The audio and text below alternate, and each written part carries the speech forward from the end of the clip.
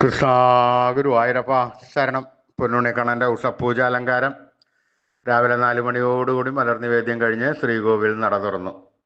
പൊന്നുണ്ണിക്കണ്ണനത് ആ ശ്രീലകത്ത് പുഞ്ചിരിച്ച് നിൽക്കുകയാണ്.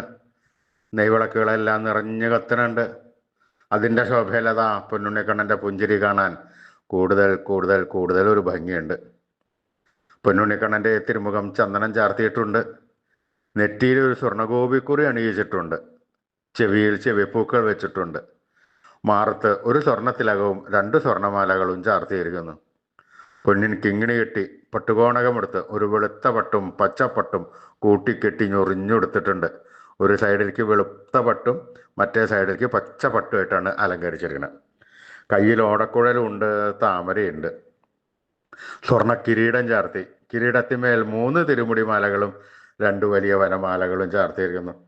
അങ്ങനെ സുന്ദരനായി പുഞ്ചിരിച്ച് നിൽക്കുന്ന സച്ചിദാനന്ദ കട്ടയെയാണ് നട തുറന്ന സമയത്ത് ഭക്തന്മാരെല്ലാവരും കാണുന്നത്. അവർക്ക് സന്തോഷത്തിൽ ആനന്ദത്തിൽ ആറാടി ആ പൊന്നുണ്ണിക്കണ്ണൻ്റെ തിരുനാമങ്ങളും ചൊല്ലി കണ്ണൻ്റെ അടുത്തേക്ക് അതാ ഓടി ഓടി ഓടി ഓടിപ്പോണു. ആ സോപാനപ്പടിയിൽ നിന്ന് കണ്ണനെ കൺകുളിർക്ക കണ്ട് കണ്ണൻ്റെ തൃക്കാൽക്കൽ വീണ് നമസ്കരിക്കണോ, പ്രാർത്ഥിക്കണോ. കണ്ണൻ്റെ അനുഗ്രഹം അവർക്കെല്ലാവർക്കും ഉണ്ടാവണോ. ആ സുന്ദര രൂപം നമുക്കും നമ്മുടെ മനസ്സിലേക്കൊന്ന് ആവാഹിച്ചാലോ. എല്ലാവരും നല്ലപോലെ പ്രാർത്ഥിച്ചോളൂ.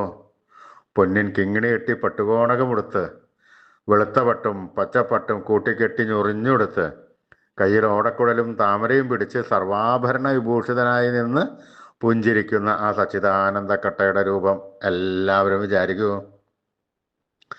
നല്ലപോലെ വിചാരിക്കൂ. നമ്മുടെ മനസ്സിൻ്റെ ഉള്ളിലേക്ക് അതാ ഭഗവാൻ ഉണ്ണിക്കണ്ണൻ കയറി വരണു.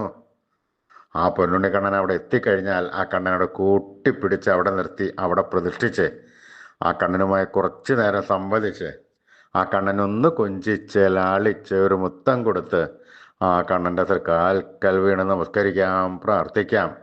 കണ്ണൻ്റെ അനുഗ്രഹം നമുക്കെല്ലാവർക്കും എല്ലായ്പ്പോഴും ഉണ്ടാവും. എല്ലാവരും കണ്ണൻ്റെ തിരുനാമങ്ങൾ ചൊല്ലിക്കോളൂ. നാരായണ നാരായണ നാരായണ നാരായണ നാരായണ. സ്നേഹത്തോടുകൂടി ഭക്തിയോടുകൂടി വിശ്വാസത്തോടുകൂടി കണ്ണൻ്റെ തിരുനാമങ്ങൾ ഉറക്കെ ഉറക്കെ ഉറക്കെ ജപിക്കുക. കണ്ണൻ അത് കേൾക്കും. കേൾക്കാതിരിക്കാൻ കണ്ണന് പറ്റില്ല. അത് കേട്ട് കഴിഞ്ഞാൽ കണ്ണൻ നമ്മുടെ അടുത്തേക്ക് അങ്ങോട്ട് ഓടി വരും. എന്നിട്ട് നമ്മുടെ ഒക്കത്തൊക്കെ ഒന്ന് കയറിയിരുന്ന് നമുക്കൊരു മുത്തം തന്ന് നമ്മൾ എത്രത്തോളം സ്നേഹം കൊടുത്തോ അതിൽ 10 മടങ്ങ് ഇരട്ടി സ്നേഹം നമുക്ക് കണ്ണൻ വാരിക്കോരി തരും. പിന്നെ വേണ്ട സമയത്ത് വേണ്ടതെല്ലാം പിന്നെയും പിന്നെയും പിന്നെയും വാരിക്കോരി തന്ന് കണ്ണൻ നമ്മളെ അനുഗ്രഹിക്കും. അതുകൊണ്ട് എല്ലാവരും കണ്ണനെ സ്നേഹത്തോടുകൂടി വിളിച്ചോളൂ. നാരായണ നാരായണ നാരായണ നാരായണ നാരായണ നാരായണ നാരായണ നാരായണ.